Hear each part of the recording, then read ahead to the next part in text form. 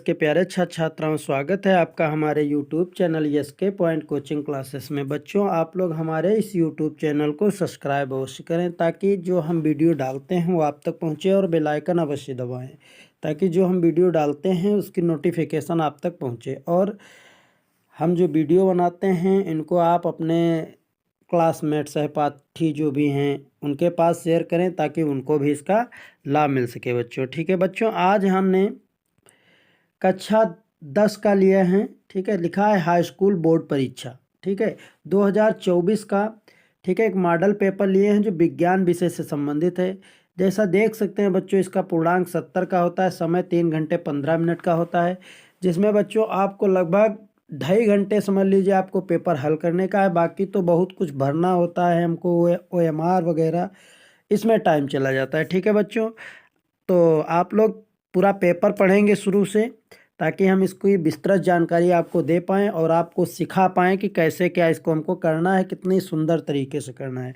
ठीक है बच्चों, तो चलिए हम शुरू करते हैं। और आप लोग हमारे चैनल को सब्सक्राइब करें, शेयर करें और कमेंट में बताएं कि आप वीडियो कहाँ से देख रहे हैं। ठीक है बच्चों, तो ये केवल प्रश्न पत्र है, जिससे उसमें आता है बच्चों, पेपर में आता है प्रश्न पत्र, तो उसमें आप लिखेंगे केवल प्रश्न पत्र। ठीक है बच्चों, केवल प्रश्न पत्र लिखा जाता है।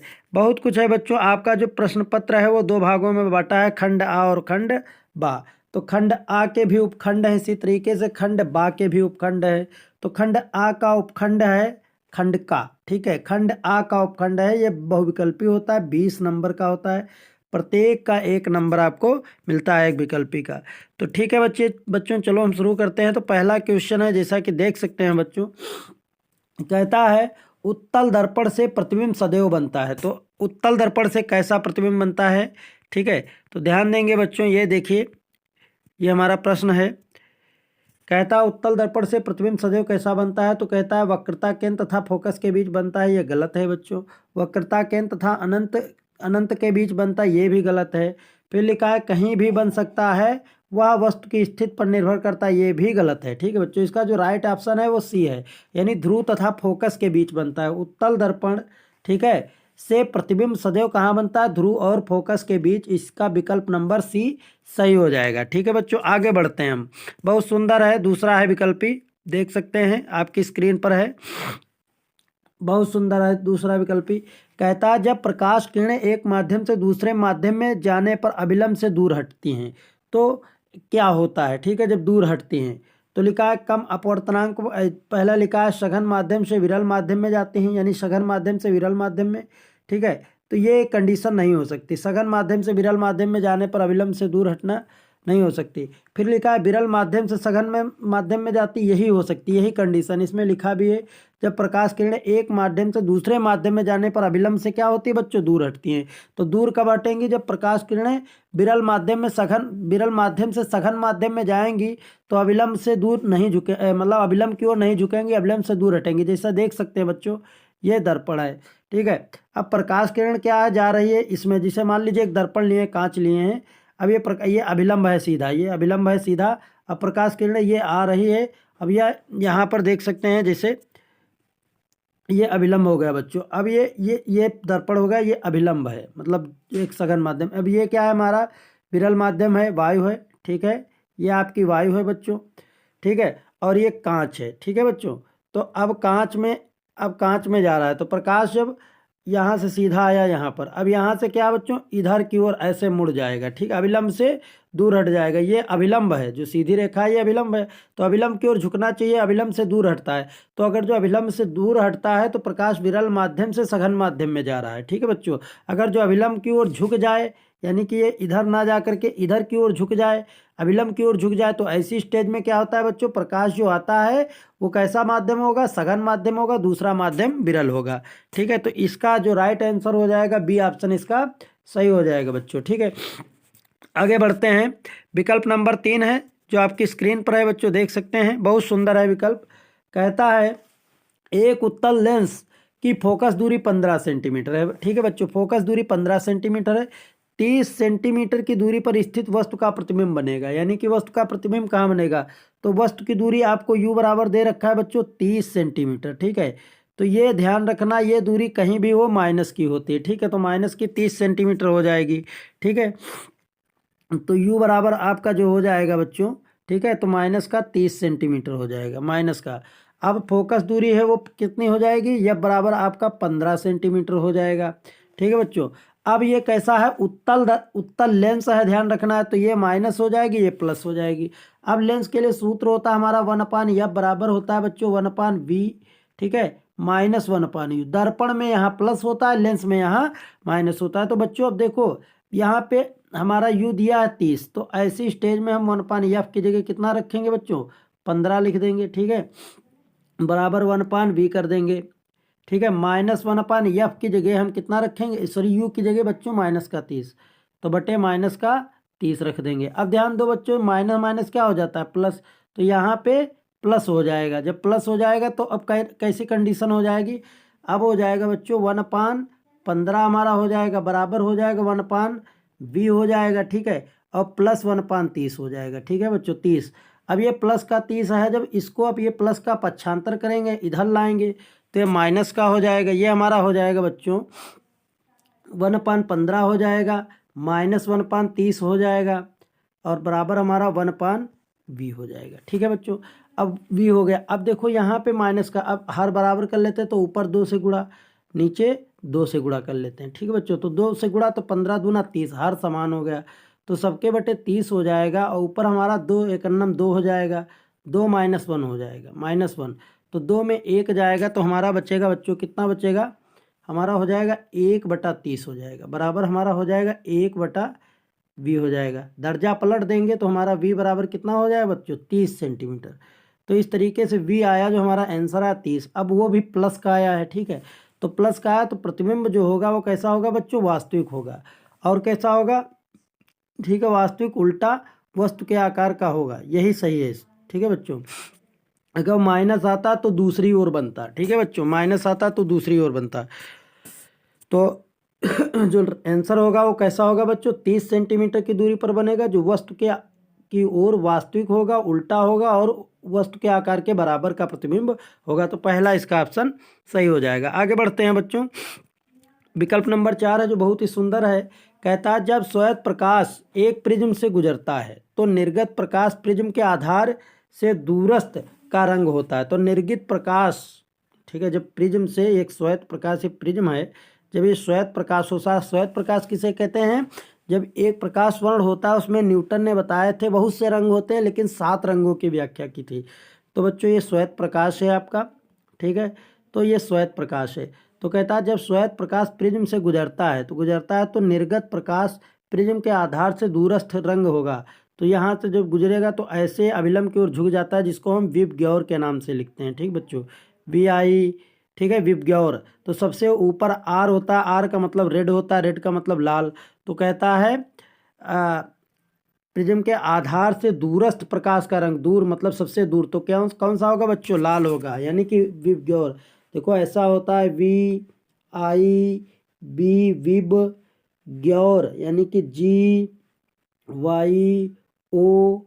तो अब देख सकते हो बच्चों, 4 रंग ये और 3 ये, ठीक है, तो 4 3 कितना हो गया, 7, और तो सबसे ऊपर रंग जो होगा वो R होगा, रेड, ठीक है। तो इसका लाल रंग का जो ऑप्शन है पहला, वो सही हो जाएगा। आगे बढ़ते हैं बच्चों, बहुत सुंदर है, ठीक है, 5वां नंबर विकल्प है।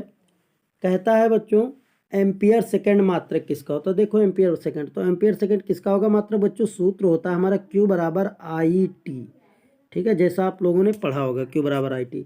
तो I धारा होती, धारा का मात्रक एम्पियर होता है।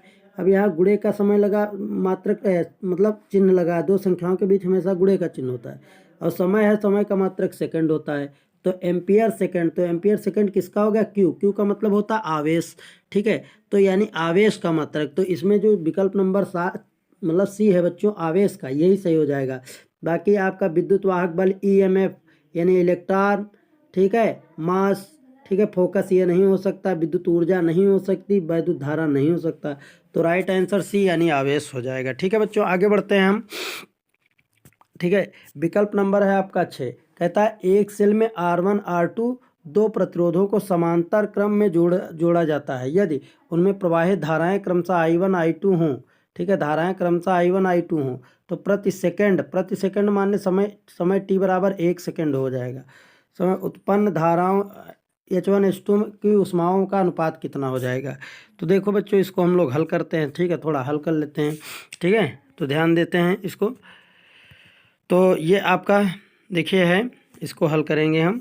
तो देखिए, ठीक है, दो प्रतिरोध हैं, इनको कह रहा है समांतर क्रम में जोड़ा जाता है। तो सब जब समांतर क्रम में जोड़ोगे तो तुल्य प्रतिरोध R बराबर हो जाएगा आपका, ठीक है, R1 R2 बटे कितना हो जाएगा, R1 प्लस R2 हो जाएगा, R1 प्लस R2। ये हमारा समांतर क्रम में तुल्य प्रतिरोध हो जाएगा जब इसको हम समांतर क्रम में जोड़ेंगे। तो समांतर क्रम में जोड़ा जाता है तो प्रवाहित धाराएं, ठीक है, I1 I2 हैं। तो देखो बच्चों, तो ऊष्माओं का अनुपात बताओ कह रहा है।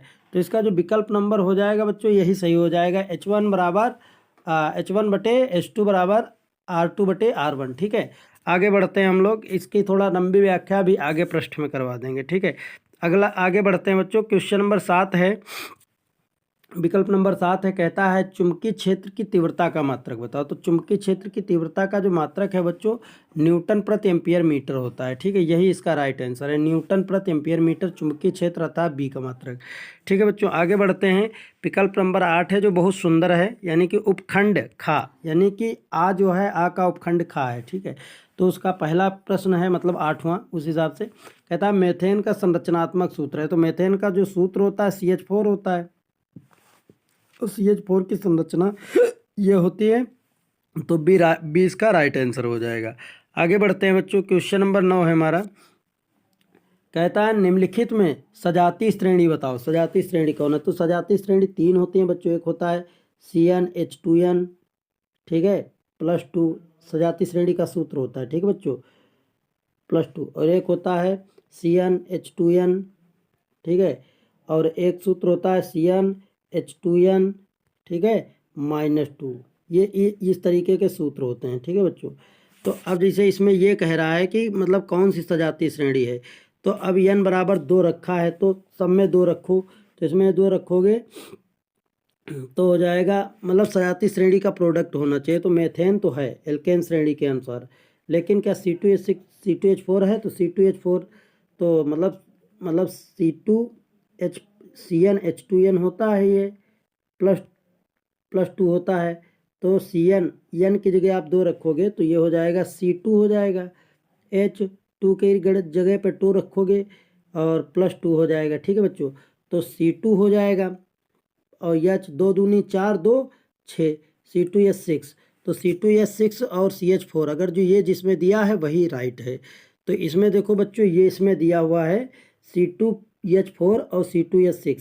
ठीक है, तो 2 हैं, दोनों इसमें दिए हुए हैं, तो इसलिए ये सारे विकल्प ही आपके गलत हो जाएंगे, यही इसका राइट हो जाएगा। आगे बढ़ते हैं बच्चों। विकल्प नंबर 10 है, कहता है लेड नाइट्रेट का सूत्र बताओ। तो लेड नाइट्रेट का सूत्र जो हो जाएगा PbNO3 का होल ट्वाइज हो जाएगा। शुद्ध जल का pH मान, तो pH का मतलब होता है पावर ऑफ हाइड्रोजन, कितना होता है, तो C। विकल्प नंबर C इसका सही हो जाएगा। आगे बढ़ते हैं बच्चों। क्वेश्चन नंबर 12 है, कहता है, ठीक है, एंटीमनी क्या है। तो एंटीमनी एक उपधातु है। ठीक है बच्चों, एंटीमनी उपधातु है।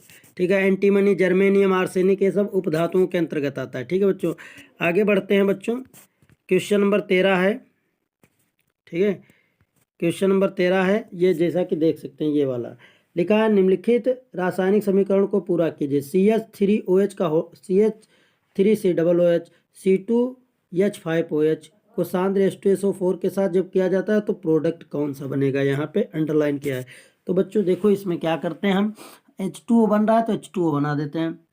तो ये हाइड्रोजन इस OH से आप जोड़ दीजिए, तो आपका H2O बन गया। शेष इतना जो बचा इसको लिख दीजिए। तो ये देखो कहाँ लिखा है, ये देखो लिखा है बच्चों CH3COO, ठीक है, CH3COO और C2H5 यानी एथिल एसीटेट, यही इसका राइट हो जाएगा। ठीक है बच्चों, एथिल एसीटेट, यानी कि जो राइट आंसर होगा एथिल एसीटेट, C नंबर सही हो जाएगा।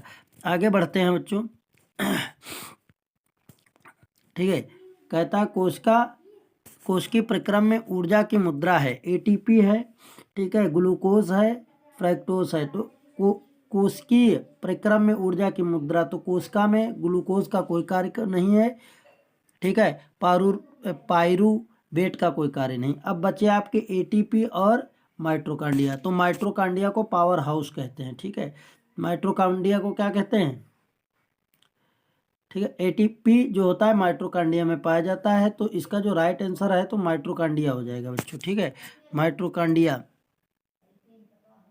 माइटोकॉन्ड्रिया को, ठीक है, ऊर्जा का पावर हाउस कहते हैं, यही हो जाएगा एटी यानी ऊर्जा मुद्रा, तो माइटोकॉन्ड्रिया हो जाएगी। आगे बढ़ते हैं बच्चों, विकल्प नंबर सी है मतलब 15 है, कहता है पित्तरस का स्रोत कौन है, यानी पित्तरस कहाँ बनता है, तो यकृत में यानी लिवर में बनता है, ठीक है, तो बी नंबर इसका राइट हो जाएगा। फिर पराग कोश में होते हैं, तो पराग कोश में बाह्य दल नहीं होते, अंडाशय नहीं होता, बीजांड नहीं होता, परागकण होता है, यही राइट हो जाएगा। आगे बढ़ते हैं बच्चों, क्वेश्चन नंबर आपका 17 है, ठीक है, कहता है पत्तियों पर कलियां विकसित होती हैं, किसमें, ब्रायोफाइलम, ब्रायोफाइलम जिसको हम लोग घरों में अजूबा का पेड़ बोलते हैं, ठीक है, अजूबा को ब्रायोफाइलम कहते हैं, ठीक है। तो अजूबा की पत्तियों पे कलियां विकसित हो जाती हैं, तो ब्रायोफाइलम इसका राइट आंसर हो जाएगा। अगला है बच्चों, कहता है क्वेश्चन नंबर 18, कहता है विकल्प नंबर 18, कहता है एक लिंगी फूल का उदाहरण है, तो एक लिंगी फूल का उदाहरण जो है बच्चों पपीता है, पपीता का फूल, पपीते का फूल एक लिंगी फूल कहलाता है।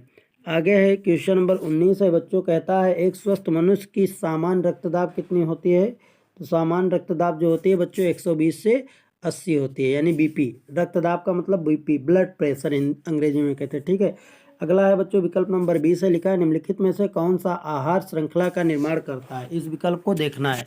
तो अब देखो बच्चों, घास है, तो घास को गेहूं और आम नहीं, ये नहीं हो सकता, ये गलत है, ठीक है।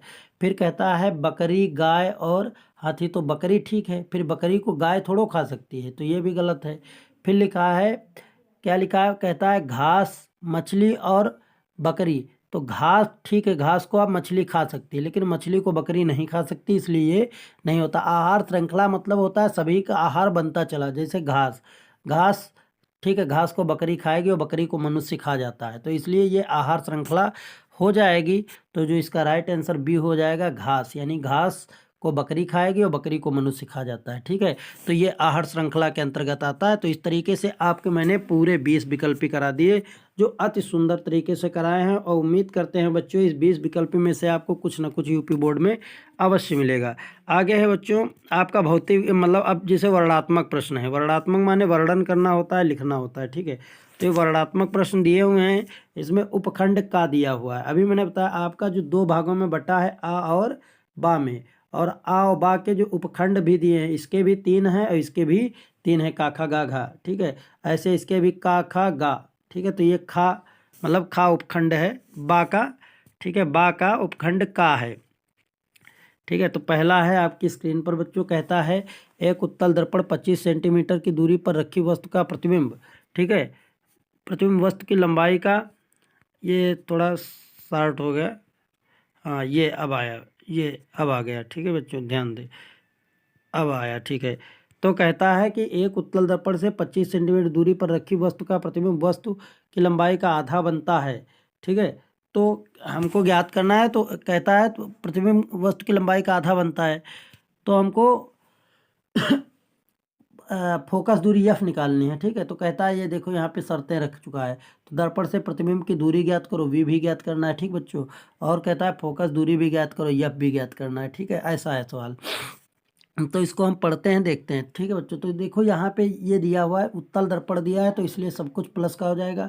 25 सेंटीमीटर दूर रखी क्या है वस्तु, अर्थात वस्तु की दूरी है, तो u बराबर तुम्हारा हो जाएगा बच्चों 25 सेंटीमीटर, वो भी माइनस का, चाहे उत्तल दर्पण हो चाहे जो लेंस हो, माइनस का हो जाएगा, वस्तु की दूरी हमेशा माइनस रहती है। प्रतिबिंब वस्तु का आधा है, जहाँ बच्चों आधा गुना 4 गुना की बात करता है, वहाँ यम होता है, ध्यान रखिएगा बच्चों। तो यम बराबर आपका हो जाएगा 1/2, ठीक है बच्चों। तो यम हो गया है, तो हम लोग इसको हल करते हैं, ठीक है बच्चों। तो हमारा सूत्र होता है यम बराबर, सूत्र होता है बच्चों, ठीक है, यम बराबर सूत्र होता है माइनस v/u, v/u होता है बच्चों। तो यहाँ पे हम m की जगह लिख देंगे 1/2, ये माइनस का नहीं रखेंगे क्योंकि उत्तल दर्पण है, उत्तल होता तो ये माइनस का यम हो जाता, बराबर हो जाएगा -v/u का मान माइनस का कितना दिया है 25, तो -25 रख देंगे, ये कैंसिल हो जाएगा बच्चों। तो ये बटे में इधर गुणे में आ जाएगा, ठीक है। तो जब गुणे में आएगा बच्चों तो ये 25/2 बराबर v हो जाएगा। ठीक है बच्चों, तो हम इसको भाग कर देंगे, 2 एक नम 2, 2 दूनी 4, 2 पंचे 10 यानी 12.5 यानी 12.5 यानी कि जो तुम्हारी वस्तु की प्रतिबिंब की दूरी आई यानी कि पहला जो आंसर आया बच्चों, ठीक है, दर्पण यानी प्रतिबिंब की दूरी वो v बराबर आपकी आई है 12.5 या ठीक है 25/2। ठीक है, इतनी आ गई आपकी। ठीक है बच्चों, अब कहता है फोकस दूरी बताओ। तो फोकस दूरी के लिए आप फार्मूला लगाओगे वही बच्चों 1/f बराबर 1/v प्लस 1/u, दर्पण में प्लस हो जाता है तो 1/f बराबर कर देंगे बच्चों। तो 1/v का मान कितना आया है, v देखो आपने निकाला है 25/2, तो बटे का बटा ऊपर कहाँ चला जाएगा, गुणे में चला जाएगा। ठीक है बच्चों, प्लस कर देंगे 1/u का मान कितना है, u का मान हमारा -25 है। ठीक है बच्चों, तो यहाँ -25 हम रख देंगे। तो आप देखो माइनस की गुणा प्लस से करोगे तो बच्चों ये होता है हमारा, ठीक है, माइनस, ठीक है, गुणे प्लस क्या हो जाता है, माइनस हो जाता है। तो ऐसी स्थिति में बच्चों जो हमने सवाल लगाया है तो हमारा हो जाएगा 1/f बराबर 1 यानी कि ये बटे का जो था तो 2 ऊपर आ जाएगा। ठीक है, बटे हो जाएगा 25 और माइनस हो जाएगा 1/25। ठीक है बच्चों, हर समान है तो जब हर समान होगा तो सबके बटे 25 है तो ये 25 सबके बटे कर लेंगे, ऊपर हो जाएगा तो 2 -1 हो जाएगा। तो जब 2 -1 हो जाएगा बराबर बच्चों 1/f।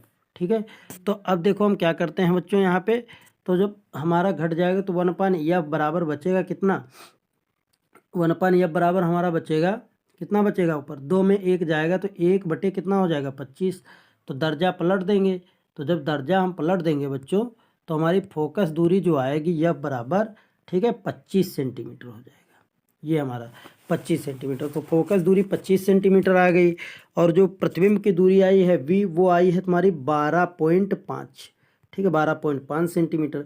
तो इस तरीके से हमने इस पहले प्रश्न को पूर्ण रूप से हल करवा दिया। ठीक बच्चों, पहला प्रश्न आपका पूर्ण रूप से सॉल्व करवा दिया। अगला प्रश्न है, कहता अभिसारी किरण मार्ग में अवतल लेंस रखने पर किरण लेंस से 20 सेंटीमीटर पीछे अक्ष पर फोकसित होती है। ठीक है, तो ये इसका अब अभिसारी का मतलब होता है बच्चों, ठीक है, उत्तल लेंस। अभिसारी का मतलब क्या होता है बच्चों, उत्तल लेंस। तो अभिसारी किरणें के मार्ग में अवतल लेंस रखने पर, अब जैसे उत्तल लेंस है यानी ये किरणें आ रही हैं, आने के बाद ये विभिन्न माध्यमों से आती हैं और यहाँ पर एकत्रित होती है। यहाँ पे रखा है अवतल लेंस, तो अवतल लेंस क्या करेगा, इनको और दूर दूर तक फैलाने का प्रयास करेगा।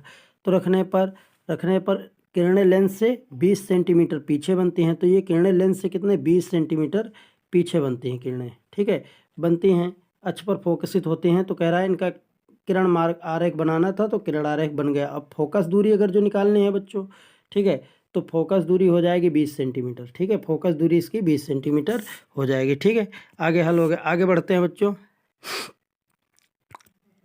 बाकी अगला बच्चों कह रहा है, ठीक है, अगला बच्चों हमारा प्रश्न है घ इसी का।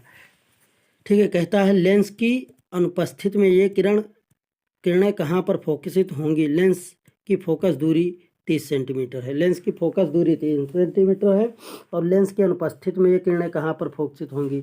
तो लेंस की फोकस दूरी कितनी है बच्चों, 30 सेंटीमीटर है। और लेंस की अनुपस्थिति में जब लेंस नहीं होगा, तो जब लेंस नहीं होगा तो 30 सेंटीमीटर की दूरी पर ही फोकसित होंगी। ठीक है, दूरी फिर उतनी ही रहेगी, उसमें परिवर्तन नहीं होगा। ठीक है बच्चों, आगे बढ़ते हैं। विकल्प नंबर आपका प्रश्न नंबर 3 है। ठीक है, जैसा कि देख सकते हैं ये, ठीक है, ये आपकी स्क्रीन पर है बच्चों, ध्यान देंगे। ठीक है, प्रश्न नंबर 3 है, कह रहा है 2 ओम 3 ओम 6 ओम के तीनों प्रतिरोधों को किस प्रकार जोड़ा जाए कि प्रतिरोध 4 ओम हो जाए और दूसरी शर्त कहता है 1 ओम हो जाए। ठीक है बच्चों, इस तरीके का दिया है सवाल। अब ऐसे सवाल में आंसर साथ ही दे रखा है कि कह रहा है 2 ओम 3 ओम 6 ओम के तीनों प्रतिरोधों को किस प्रकार जोड़ें कि आंसर कितना हो जाए बच्चों, 4 ओम हो जाए। और कहता है दूसरी शर्त कहता है 1 ओम हो जाए। तो देखो बच्चों, कहता है किस तरीके से जोड़ें। तो हम पहली शर्त क्या करेंगे, इन दो प्रतिरोधों को, यानी कि ये पहला प्रतिरोध 2 ओम, दूसरा है 3 ओम, तीसरा है 6 ओम। तो 2 ओम यानी कि R2 और R1, ये जो दो हैं इनको R3, इनको दोनों को हम समांतर क्रम में जोड़ देंगे। तो जब समांतर क्रम में जोड़ेंगे इनको जोड़ो बच्चों, तो हो जाएगा 1/r डैश बराबर हो जाएगा 1/r2 प्लस 1/r3 हो जाएगा। अब ये हमारा हो जाएगा 1/r डैश बराबर 1/r2 की जगह कितना रखेंगे 3 प्लस 1/r6 कर देंगे। ठीक है, तो ऊपर 2 से गुणा, नीचे 2 से गुणा, हर समान हो जाएगा, सबके बटे 6 हो जाएगा, 2 1 9 2 हो जाएगा बच्चों, प्लस 1।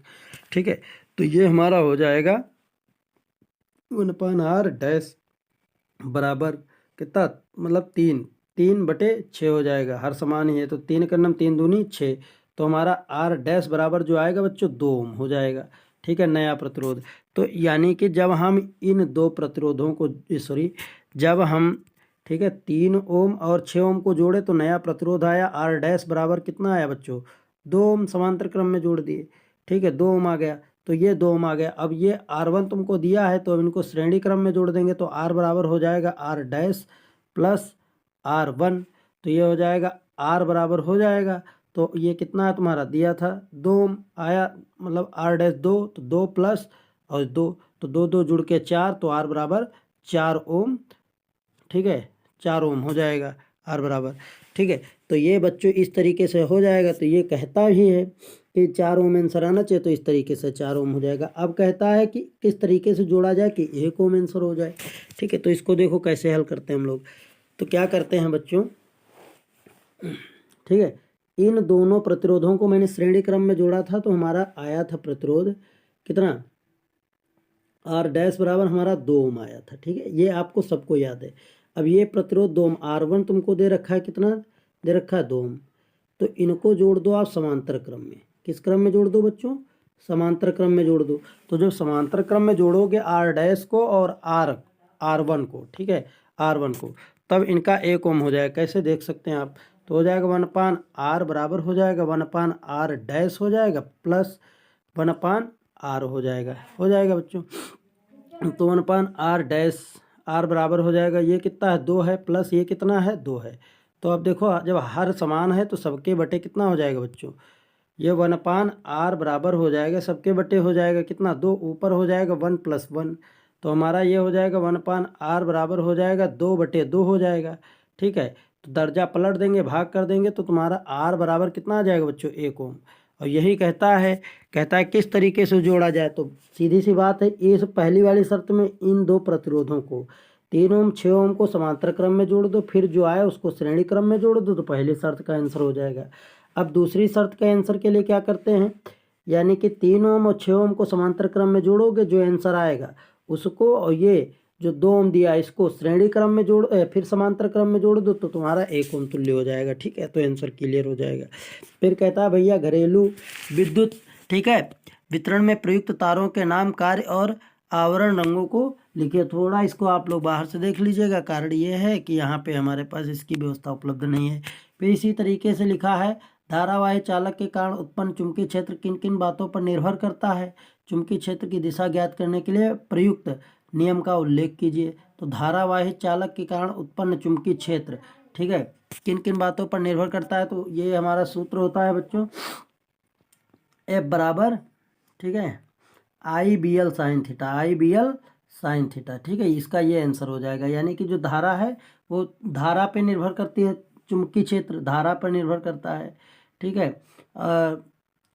धारावाही चालक के कारण उत्पन्न चुंबकीय क्षेत्र किन किन कारकों पर निर्भर करता है, तो और ये बल पे भी हो जाएगा, बल के व्युत्क्रमानुपाती हो जाएगा, तार की लंबाई, यही सब इसकी शर्तें हो जाएंगी। आगे बढ़ते हैं बच्चों, आपका खंड खा है, ठीक है, उपखंड खा है, कह रहा है निम्नलिखित यौगिकों के संरचनात्मक सूत्र लिखिए। तो पहला है एथेनोइक अम्ल। तो एथेनोइक अम्ल का पहले बच्चों सूत्र क्या होता है, एस्टिक अम्ल। एस्टिक अम्ल यानी कि CH3 और COOH, इसको हम कहते हैं एस्टिक अम्ल। ठीक है, और एस्टिक अम्ल के इसी सूत्र को ही क्या कहते हैं, एथेनोइक अम्ल कहते हैं। तो इसका कहता है संरचना सूत्र। तो इसके देखो बच्चों संरचना कैसे बनाते हैं, यहाँ पे लिख लिए CH3 लिख लिए बच्चों ये वाला, फिर बांड लगाएंगे, फिर C लिखेंगे, फिर डबल बांड लगाएंगे। ठीक है, फिर उसके ऊपर O लिख देंगे और बांड लगा के OH लिख देंगे। ये हमारी इसकी संरचना सूत्र हो जाएगी पहले वाले तत्व की, एथेनोइक अम्ल की। कोई एथेनोइक अम्ल का सूत्र होता है CH3 COOH, और CH3 लिख देंगे और फिर C और ये COOH की संरचना सूत्र यहाँ पे लिख देंगे। अब इसको अगर और विस्तार करना चाहते हो तो यहाँ पे इसको आप ऐसे भी लिख सकते हो, CH3 था ना, तो C को ऐसे बांड H, ठीक है, बांड H कर सकते हो, बांड H कर सकते हो, ठीक है। और बांड आपका C हो जाएगा, डबल बांड आपका O हो जाएगा, बांड OH हो जाएगा, ठीक है बच्चों। ये संरचना सूत्र आपकी पहले वाली की हो जाएगी। ध्यान दो, एक चीज़ और भी है ना बच्चों, ये जो हमारा पहला वाला है CH3 COOH, ये है ना, ठीक है, COOH। तो COOH जो है ये, तो इसमें जो COOH है, इसकी COOH की संरचना जो होती है bond C double bond O, ठीक है, और बांड OH इस तरीके से होती है COOH की संरचना, ठीक है, इसको ध्यान रखेंगे। आगे बढ़ते हैं बच्चों। कहता है मेथेनॉल का संरचना सूत्र बताओ। तो मेथेनॉल का सूत्र जो होता है बच्चों CH3 होता है और CHO होता है। ये मेथेनॉल का सूत्र हो गया, ठीक है, सूत्र हो गया। अब इसका कहता है संरचना बनाओ। तो संरचना कैसे बनाएंगे बच्चों, वही बात है, फिर CH3 लिख देंगे और बांड आपका CHO हो गया। अब CHO को हम लिखेंगे CH3 हो जाएगा, बांड C कर लेंगे, डबल बांड O कर लेंगे और बांड H कर लेंगे, ठीक बच्चों। बस ये हो इसकी संरचना सूत्र होगी, ठीक है। COOH की जो संरचना सूत्र है ऐसे होगी, C double bond O bond H, ठीक। तो ये आपका मेथेनॉल का संरचना सूत्र। फिर लिखा 1 क्लोरोप्रोपेन। तो भैया देखो, प्रोपेन का पहले फार्मूला निकालो। तो प्रोप का मतलब देखो, मेथ जो होता है, मेथ, उसके लिए जो कार्बन होता है बच्चों वो एक होता है, यानी सी एक होता है, ठीक है। और एथ के लिए जो होता है वो कितना हो जाता है बच्चों, एथ के लिए C2 हो जाता है और प्रोप के लिए कितना हो जाता है, प्रोप के लिए C3 हो जाता है, C3। अब ये यहाँ पे क्या कहता है, अब यहाँ पे कहता है बच्चों, कहता है क्लोरोप्रोपेन, प्रोपेन। तो प्रोपेन का पहले आप सूत्र निकालो। तो प्रोपेन का सूत्र होता है CnH2n+2, एल्केन श्रेणी। अब प्रोप माने 3 कार्बन 3, तो C3n की जगह 3 + 2 गुणे n की जगह 3 + 2, ठीक है बच्चों। तो ये हो जाएगा C3। अब देखो 3 दूनी 6, 2 8, तो H8 हो गया। अब इसमें हमको क्या जोड़ना है बच्चों, क्लोरीन। तो जो क्लोरीन हमको जोड़ना है, तो एक हाइड्रोजन इसमें माइनस कर देंगे, क्योंकि क्लोरीन जब जुड़ेगा तो एक हाइड्रोजन हट जाएगा। तो यहाँ पे 8 थे तो 7 हो जाएगा। तो इसका सूत्र हो जाएगा बच्चों C3H7 और Cl हो जाएगा, ठीक है। तो 1 क्लोरोप्रोपेन का सूत्र हो जाएगा। अब इसकी संरचना कहता है बनाओ। तो इसकी संरचना हम बना लेंगे बच्चों। तो देखो ये हो जाएगा हमारा CH3 हो जाएगा, बांड CH2 हो जाएगा, बांड CH2 हो जाएगा, ठीक है। और बांड क्या हो जाएगा बच्चों, बांड Cl हो जाएगा। इस तरीके से यहाँ पे क्लोरीन को हम जोड़ देंगे। तो अब ये हमारी क्लोरीन यहाँ पे जुड़ चुकी है, ठीक है। तो ये इधर से गिनती शुरू करेंगे, क्योंकि यहाँ पे हैलोजन लगा हुआ। तो 1 2 3 4, तो ये हमारा क्या हो गया, 1 क्लोरोप्रोपेन, क्योंकि एक कार्बन एक पर क्लोरीन जुड़ा। इसकी संरचना में वही बात है बच्चों, C लिखो, बांड H कर लो, बांड H कर लो, ठीक है, बांड H कर लो। फिर इसी तरीके से C बांड H, ठीक है, और बांड H कर लो, और फिर बांड C करके बांड H, ठीक है, और बांड Cl कर लो। बस हो गई संरचना, ठीक है बच्चों। इस तरीके से इसकी मतलब 1 क्लोरोप्रोपेन की बनानी थी। आगे बढ़ते हैं बच्चों। कहता है नाइट्रोमेथेन की संरचना बनाओ। तो नाइट्रोमेथेन की संरचना, नाइट्रोमेथेन, मेथेन का सूत्र CH3 हो जाएगा, वैसे CH4 होता है। अब जो एक H बचेगा, देखो CH4 होता है, ठीक है। तो इस H में एक H हटाएंगे, उसकी जगह नाइट्रो जोड़ देंगे, NO2, ठीक है। तो ये हमारा नाइट्रोमेथेन का संरचना सूत्र हो जाएगा, मतलब नाइट्रोमेथेन का। और संरचना सूत्र बाद में मतलब मेथेन के साथ NO2 जोड़ दिए, यही इसके संरचना सूत्र हो जाएगा। इसको आप ऐसे लिख सकते हो बच्चों, ठीक है। C बांड H कर लो, बांड H कर लो, आप बांड H कर लो, ठीक है, यहाँ पे आप जोड़ लो, ठीक। और बांड N, ठीक, डबल बांड O कर लो, बस हो जाएगा संरचना सूत्र O2, ठीक है। ये संरचना सूत्र हो गया। अब देखो भैया, विद्युत रासायनिक श्रेणी को स्पष्ट कीजिए। तो विद्युत रासायनिक श्रेणी किसे कहते हैं, तत्वों को उनके बढ़ते हुए घटते हुए मानक इलेक्ट्रॉन विभव के क्रम में रखने पर जो श्रेणी प्राप्त होती है उसको विद्युत रासायनिक श्रेणी कहते हैं। इसके 2 उपयोग हैं। तो पहली बात तो है सक्रियता, और दूसरा बात है धातुओं को मतलब धातुओं को ज्ञात करने के लिए इसका प्रयोग किया जाता है, ठीक बच्चों। सक्रियता, धातुओं की सक्रियता ज्ञात करने के लिए इसका प्रयोग किया जाता है। पहला अनुप्रयोग है धातुओं की सक्रियता ज्ञात करने के लिए, दूसरा धातुओं का निष्कर्षण करने में इसका उपयोग किया जाता हो गया, ठीक है बच्चों। अगला है मिश्र धातुएं किसे कहते हैं, वे धातुएं जिनमें 2 या 2 से अधिक धातुएं मिली होती हैं मिश्र धातुएं कहलाती हैं। जैसे तांबा में, ठीक है, 80%, ठीक है, कापर होता है, 20% जिंक होता है। तो तांबा एक मिश्र धातु है। तो कापर की 2 प्रमुख मिश्र धातुओं के नाम बताओ। जिसे मैंने बताया ना, तांबा है इस तरीके से, और कापर सल्फाइड, कापर ग्लास वगैरह जो भी है देख लीजिएगा इसको। फिर अगला प्रश्न है बच्चों, क्वेश्चन नंबर 7 है, कहता है निम्नलिखित यौगिकों का IUPAC नेम बताओ। तो IUPAC कौन है? HCHO है और ये वाला है। तो इसका IUPAC नेम क्या हो जाएगा? देखो बच्चों, एल्डिहाइड लगा है CHO, तो इसका अनुलग्न होता है अल। अब एक कार्बन है इसलिए हो जाएगा मेथ, ठीक है, प्लस एक बंध लगेगा तो हो जाएगा एन।